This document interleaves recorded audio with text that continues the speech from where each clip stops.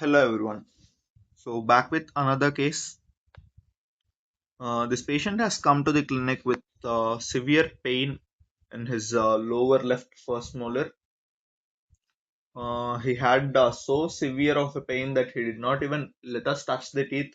He was very positive for the tendon percussion, and on the radiograph you can see a very small cavity. The cavity does not look so deep in the radiograph, but the patient has a lot of a lot of tenderness to percussion, and also you can see widening of PDL, especially with the mesial root. So we have informed the patient that we would try to do a vital pulse therapy if possible, or otherwise the root canal treatment accordingly after we open the tooth and start to do the filling. So we gave an LA, we started drilling the tooth, and then there was a pulp exposure and there was a severe bleeding, and the bleeding did not stop. So that made us to go forward with the endodontic treatment. So we properly opened the access, and then we took the working length. This is the working length radiograph,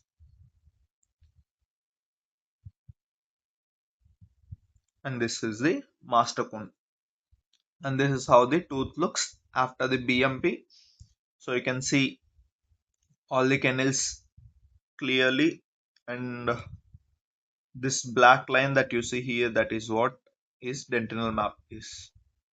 So this is very important so that you don't miss any canals. Locating a dentinal map is of very high importance, otherwise there is always a chance that you always miss the canals. So make sure you always expose the dentinal map and look for it to make sure that there are no missed canals. And then this comes your post-op or the post-obturation radiograph. And then after obturation, this is how the tooth looks. So you see there is no excessive GP covered on the floor. This could have gone even inner, but at least the floor is not covered with the GP. That is very important because that increases the surface area for the post-op restoration to bond to the tooth. When you cover the whole floor with the GP, the restoration has only the walls to be bonded to.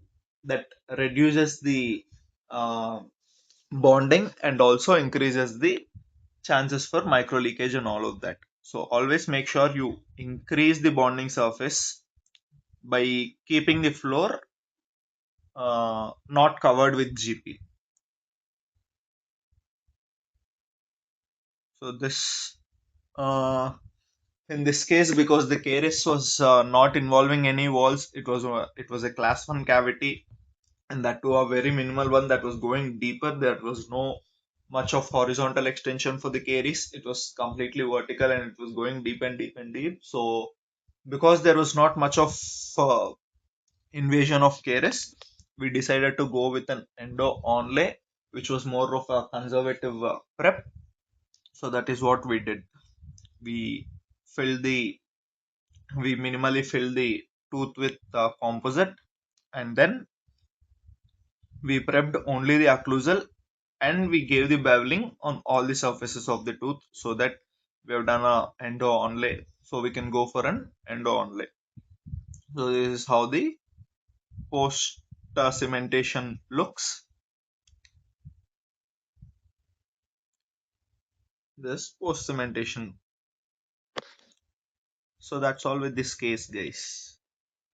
So whenever there is a chance for you to do a minimal preparation with an endo onlay, try to do it, guys, because that saves a lot of tooth structure compared to your conventional preparations. And coming to the retention part, they are very retentive when you adhere to the bonding protocols, and you always give a second chance to the tooth.